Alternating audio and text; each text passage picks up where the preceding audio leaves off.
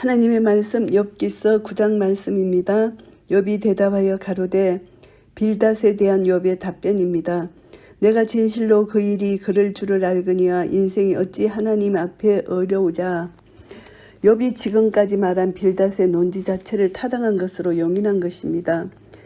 빌닷이 악인에 대한 하나님의 심판과 의인에 대한 하나님의 보호를 역설한 바 있는데 이것은 욥 자신도 인정하는 내용입니다. 그렇기 때문에 인생이 어찌 하나님 앞에 어려우랴 이렇게 말을 하고 있습니다. 인간이 하나님의 의의 수준에 결코 다다를 수 없다는 것입니다. 욥은 인간과 하나님 사이에 본질상 뛰어넘을 수 없는 벽이 있음을 알고 있습니다. 그래서 인간은 하나님과 절대 견줄 수가 없다. 하나님은 의로우신 분이다. 그래서 하나님을 이해합니다. 그래서 당시 시대 상황에 비춰볼 때 탁월한 이런 생각을 하고 있다 이렇게 생각할 수가 있고요. 하나님과 인간 사이의 교제, 이것은 우리가 신약시대의 그리스도로 말미암아 우리가 하나님과 교제할 수 있잖아요. 임마누엘 하나님, 예수님 보혈로 우리는 하나님과 교제할 수 있는데 이 구약시대에는 그것이 막혔잖아요. 그리스도의 보혈이 없기 때문에 그래서 동방의 의인이라고 불려있지만 이 율법시대에 속한 사람이기 때문에 하나님에 대해서 많이 가려졌죠. 계시가. 그래서 잘 모르는 것이죠. 사람이 하나님과 쟁변하리 할지라도 천마디에 한마디도 대답하지 못하리라. 하나님께서 사람과 쟁변하지 않는다는 것입니다. 인간과 하나님 사이에 이게 차이, 존재론적 차이 때문이죠. 인간은 유한하고 재성을 가졌고 하나님은 전지전능하신 분이고 완전한 의에 거하시는 하나님이다. 욥이 인간과 하나님의 차이를 철저히 인식한 것으로 볼 수가 있습니다. 그래서 자신에게 닥친 시련, 이것은 하나님과의 단절감을 욥이 느낀 것이라 더 괴로움을 당했다는 것이죠. 그래서 하나님의 판단 기준과 인간의 판단 기준은 다르다는 것을 알게 됩니다. 그래서 이제 구약 시대에는 희생 제사를 드렸잖아요. 이것을 통해서 성결하고 의롭고 해서 하나님께 좀 더 가까이 갈 수 있는 이런 희생 제사를 드리고 자기 죄를 그 제사로 지냄으로 말미암아 사해지는 것으로 이제 죄 지을 때마다 동물의 피가 흘러갔잖아요. 그런데 신약 시대에서는 이제 단 한 번 예수님의 보혈로 우리의 모든 죄가 씻어지고 회개하면은 우리는 깨끗이 예수님 피가 우리를 씻어주시는 것입니다. 하나님께서 내가 거룩하니 너희도 거룩하라 말씀하셨습니다. 그리고 마태복음 5장 20절에는 너희의 의가 서기관과 바리새인보다 더 낫지 못하면 결단코 천국에 들어가지 못한다고 말씀해 주셨습니다.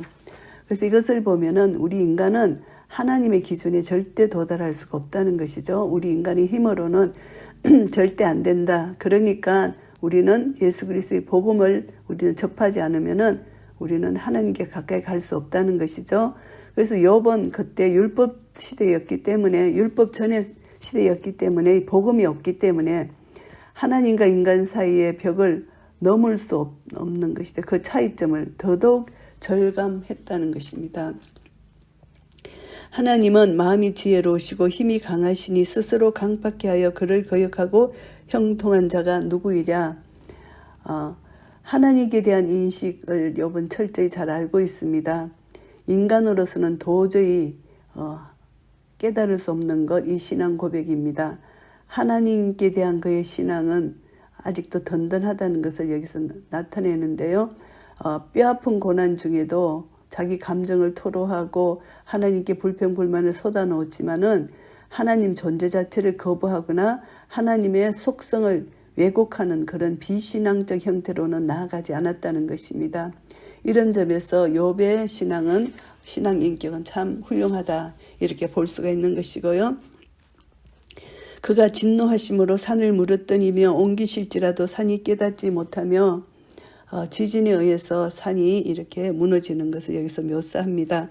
그가 땅을 움직여 그 자리에서 미신즉 그 기둥이 흔들리며 땅을 기둥으로 보는 것이죠.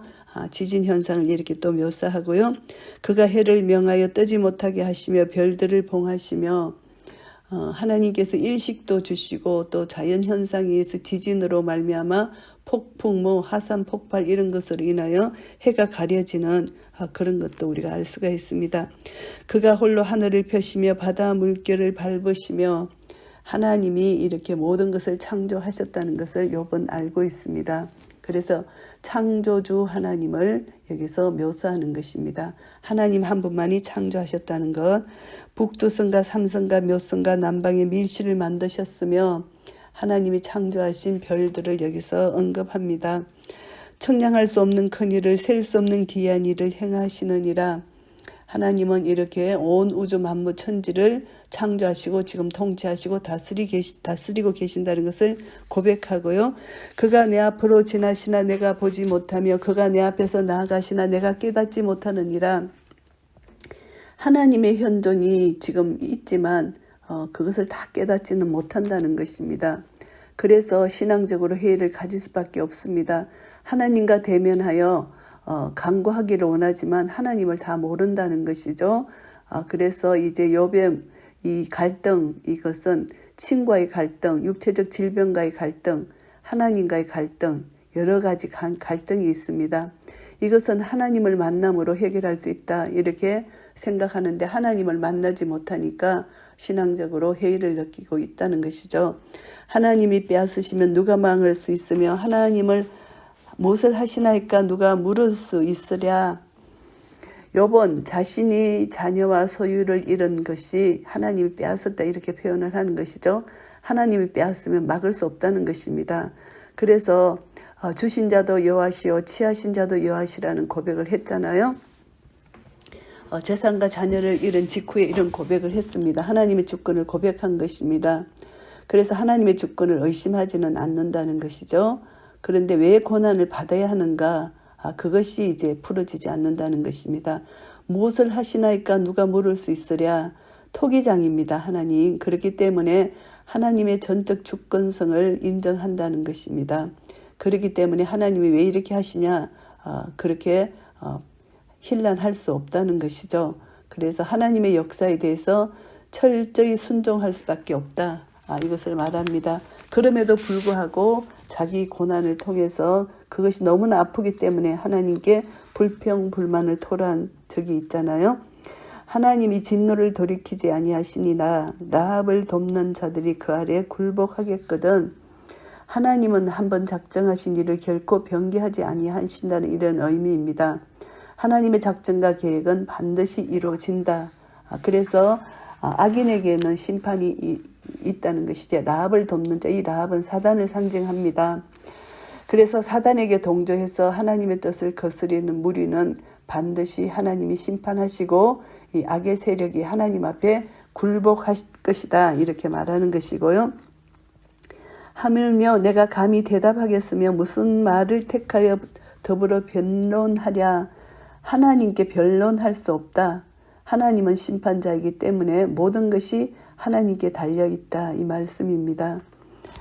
가령 내가 의로울지라도 감히 대답하지 못하고 나를 심판하실 그에게 간구하였을 뿐이며 절대적인 의를 하나님 의를 여기서 말합니다. 인간이 아무리 의로울지라도 하나님 앞에서 자기 의를 내세울 수 없는 죄인이라는 것을 알게 되고요. 오직 하나님만이 공의로우시고 전능자이시라는 것을 말하고 있습니다. 그래서 지금까지 보여준 욥의 태도와 다른 모습이죠. 욥은 여러 차례 자기 의를 주장했잖아요. 그래서 자기 의에 대한 주장은 이제 자신이 죄를 짓지 않았다는 그런 뜻입니다. 그래서 이 여기서 말씀하는 욥이 말하는 것은 인간의 근본적인 죄성을 말하는 것입니다. 그래서 욥 자신도 그 죄에서 예외될 수 없다 이런 것을 말하는 것입니다. 인간이 재판장이신 하나님 앞에 정당한 권리를 요구할 수 있는 존재가 아니다. 오직 그분의 은혜만을 간구할 뿐이다. 이것을 우리가 알게 되고요. 가령 내가 그를 부름으로 그가 내게 대답하셨을지라도 내 음성을 들으셨다고는 내가 믿지 아니하리라. 하나님을 심판자로 자기를 이제 하나님이 심판하실 때 자기의 이 고통스러운 절규 하나님이 구원해 주시기를 원했지만 하나님이 그것을 들었다고 생각하지 않는다. 여기서 이렇게 말합니다. 이것은 하나님과의 관계를 부정하는 비신한 그런 것이 아니라 구원이 속히 이루어지길 바라는 애절한 심령을 여기서 토로하는 것이고요. 그가 폭풍으로 나를 꺾으시고 까닭 없이 내 상처를 많게 하시며, 아직까지 자신이 까닭 없이 하나님께로부터 고난을 받고 있다고 생각한 것입니다. 욥이 고난을 처음 당했을 때 줄곧 그의 신앙의식은 이 문제 때문에 괴롭힘을 당한 것이죠. 이 문제가 해결되지 않으니까 나로 숨을 쉬지 못하게 하시며 괴로움으로 내게 채우시는구나. 연속되는 고난에 대한 가장법적 표현입니다. 숨을 쉬지 못하게 한다. 가정되는 재난으로 말미암아 점점 가중되고 있지, 재난이. 그래서 욥은 자신의 존재 자체를 계속되는 불행의 연속으로 보았다, 이렇게 볼 수가 있고요. 힘으로 말하면 그가 강하시고 심판으로 말하면 누가 그를 호출하겠느냐. 하나님께서는 심판의 정권을 소유하고 계시는 심판자이십니다. 그러니까 힘으로 하나님 심판을 막을 수 없다는 것이죠. 하나님과 인간의 본질의 차이를 여기서 말합니다. 그래서 지극한 고난을 갖고 있지만 자기는 미천한 존재다, 하나님 앞에서 무력한 존재라는 것을 철저히 느낀다는 것을 말하는 것이고요. 가령 내가 의로울지라도 내 입이 나를 정죄하리니 가령 내가 순전할지라도 나의 패기함을 증거하리라. 욥은 자기 존재, 이것은 하나님과 다른 죄인이라는 것을 고백하는 말입니다. 고통의 나날이 계속되면서 그는 이제 이 고난 이전에 늘 하나님을 찬양하며 자신은 경건한 의인으로 자부할 수 있었잖아요. 그런데 고난의 강도가 심해지면서 이것이 점점 길어지니까 하나님을 원망하게 되었고, 그리고 이제 이로 인해서 친구들이 이제 하나님, 네가 왜 하나님을 원망하나, 이렇게 친구들에게 비난도 받았습니다. 욥은 이제 고통 속에서 구원을 갈망했고 원망을 했지만 결국은 이 신앙의 씨름, 영적 전쟁이죠. 그래서 이것을 통해서 자신의 존재, 신앙을 확인시켜 가고 있는 과정에 있습니다.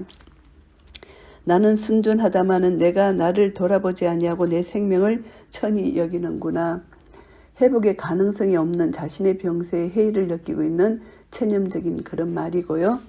일이 다 일반이라 그러므로 나는 말하기를 하나님이 순전한 자와 악한 자나 멸망시키신다 하나니, 일이 다 일반이다 이렇게 생각합니다.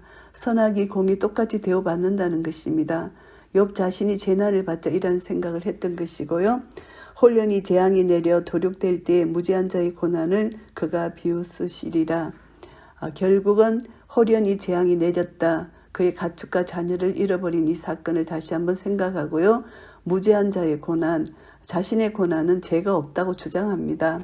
하나님의 주권, 의인과 악인을 동일하게 취급하시는 하나님의 주권에 기인하다, 하나님 주권에 맡긴다는 것입니다. 자기는 죄가 없지만 지금 이렇게 고난을 받고 있다, 이렇게 생각하는 것이죠. 욥은 자신이 무죄하다는 것을 다시 한번 변호하고요. 그런데 하나님의 주권에 대한 욥의 이해는 이제 좀 이해가 부족하다는 것입니다. 악인이 흥황하고 의인이 고난을 자주 우리는 목도하잖아요. 그런데 욥은 그것을 몰랐다는 것이죠. 하나님은 의인과 악인을 동일한 수준에서 취급하신다, 이렇게 생각하는 것이죠. 그래서 이것을 이제 욥이 깨닫지 못했다는 거, 욥의 친구들과 마찬가지로 욥도 현실에 나타나는 현상에만 집착했고 하나님의 숨겨진 공의를 온전하게 보지 못했다고 볼 수가 있습니다. 욥이 지금 고난당하는 것은 하나님께서 사탄에게 일시적으로 제한적으로 허용하신 것이잖아요. 그래서 욥은 이것을 깨닫지 못하고 있고요.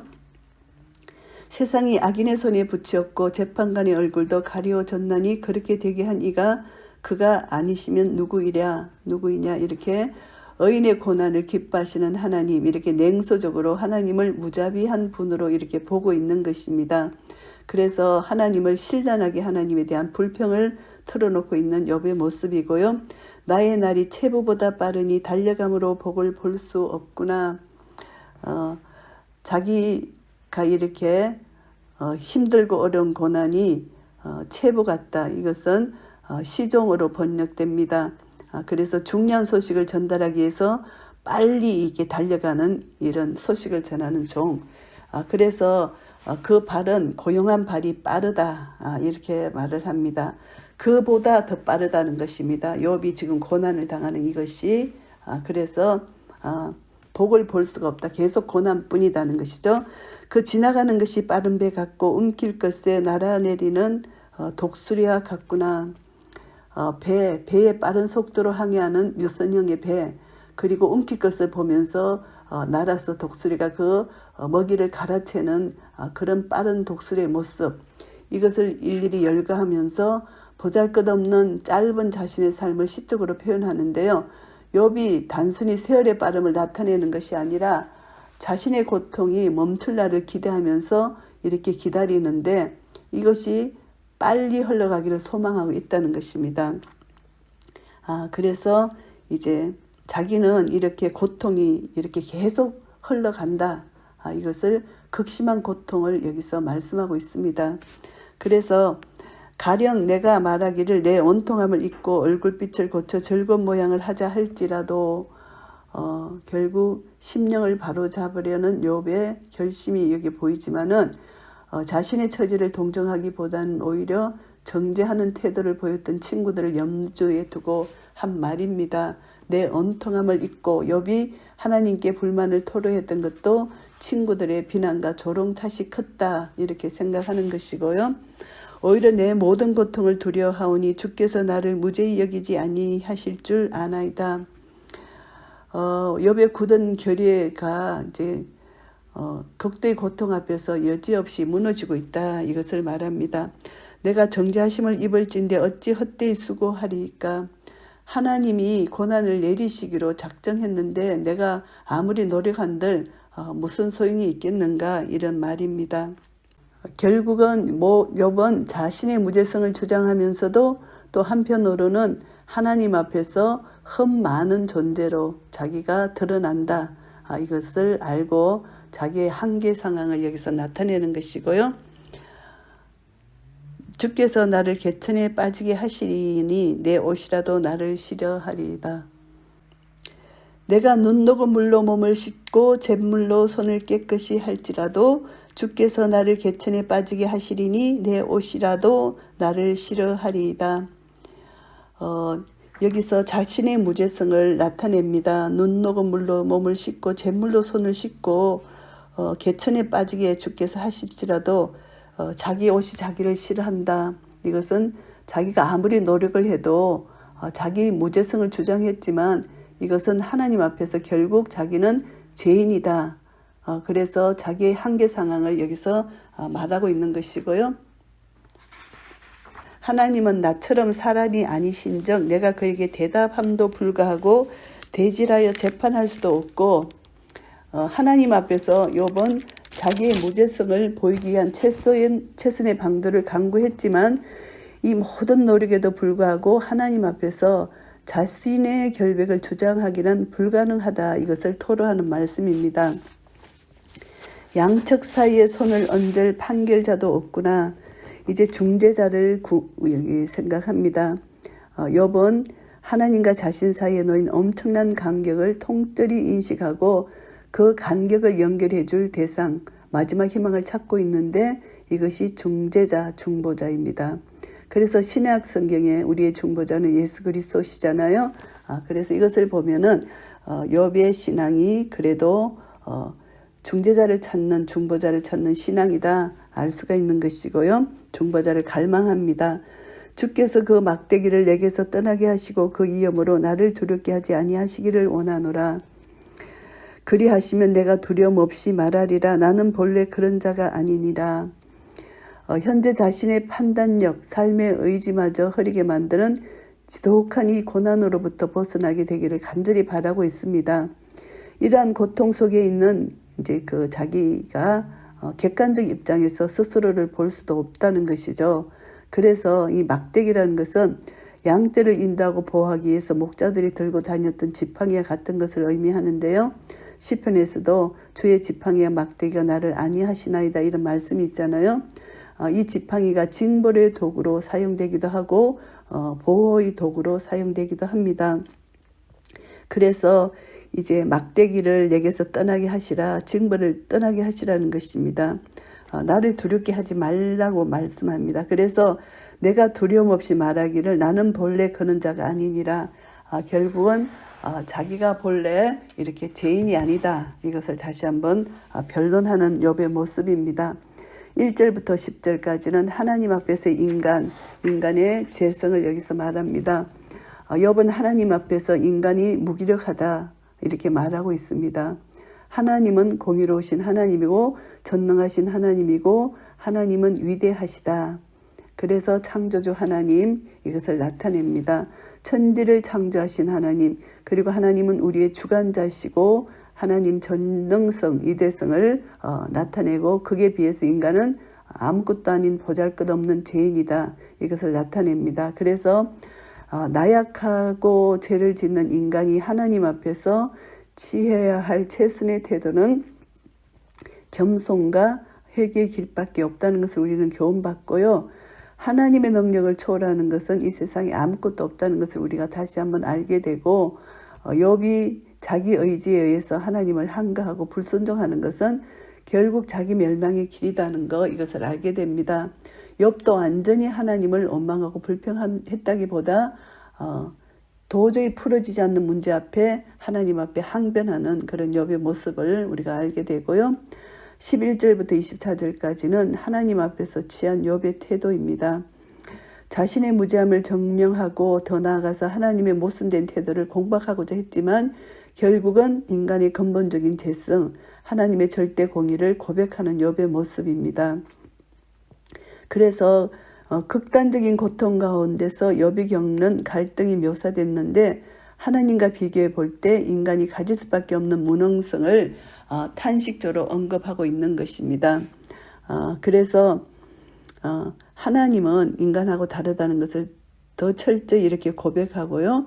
하나님께서 창조하신 우주를 감찰하시고 계시고 하나님은 지배하시고 그것을 이제 완전히 통치하시고 다스리신다. 그래서 욥은 보이지 않는 하나님, 땅에 일어나고 있는 모든 일을 감찰하시는 하나님을 고백하고 있습니다. 그래서 전능하신 하나님께 대항할 수 있다고 생각했지만 결국 무한한 하나님께 연약한 자는 인간은 대항할 수 없다. 이것을 깨닫게 되는 것입니다. 그것은 무모한 짓이라는 것을 알게 됩니다. 그런데 자기는 계속해서 하나님 앞에 죄가 없다고 주장하는 욥의 모습입니다. 그래서 아직도 이 복음을 모르기 때문에 이렇게 주장할 수밖에 없는 것이죠. 하나님은 거룩하시고 높으시고 전지전능하신 분이십니다.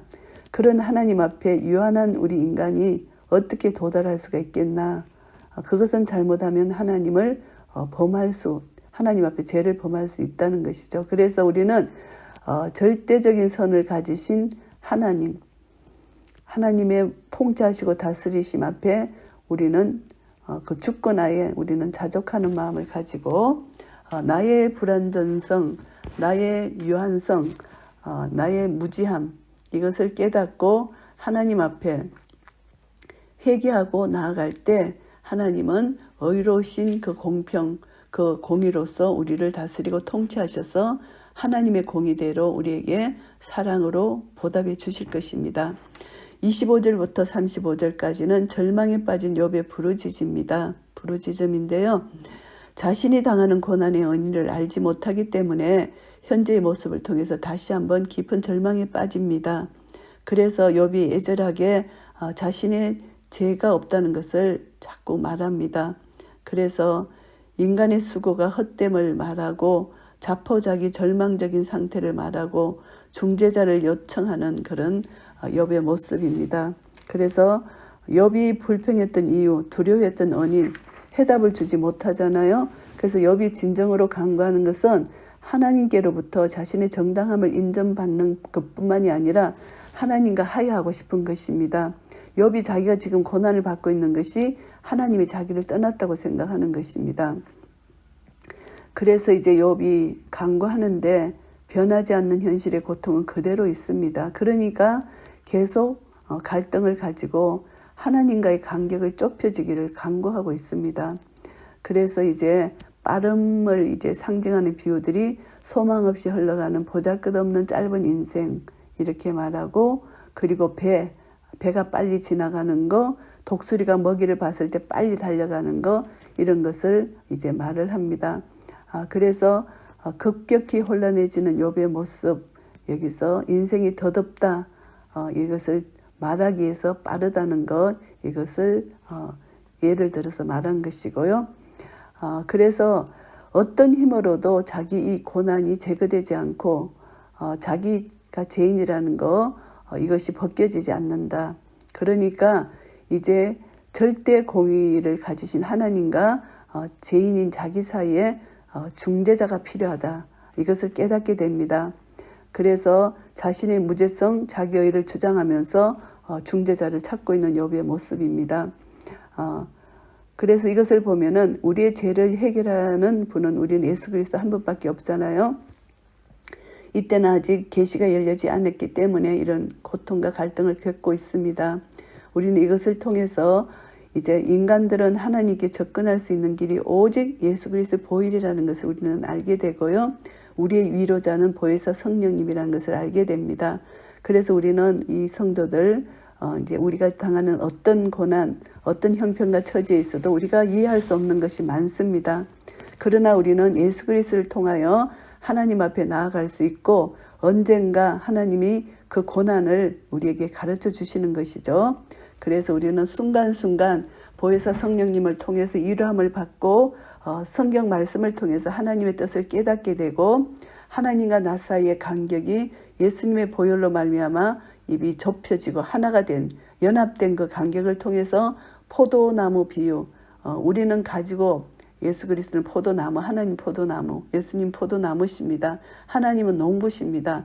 그래서 우리를 지금도 잘못된 가지는 이제 열매를 맺지 못한 가지는 제거해 주시잖아요. 그래서 우리를 거룩하고 정결하게 하셔서 극상품 포도 열매를 맺게 하시는 농부의 마음, 우리가 그것을 이해하고 우리는 예수 그리스도께 붙어 있는 것입니다.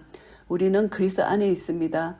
그래서 연합되었기 때문에 예수 그리스도로 말미암아 우리에게 열매가 극상품 열매가 주렁주렁 열릴 것입니다. 성령님으로 말미암아 우리는 이 고난을 통과하고 인내하면은 9가지 성령의 열매에 사랑과 희락과 화평과 오래 참음과 자비와 양선과 충성과 온유와 절제의 열매를 아름답게 맺을 것입니다.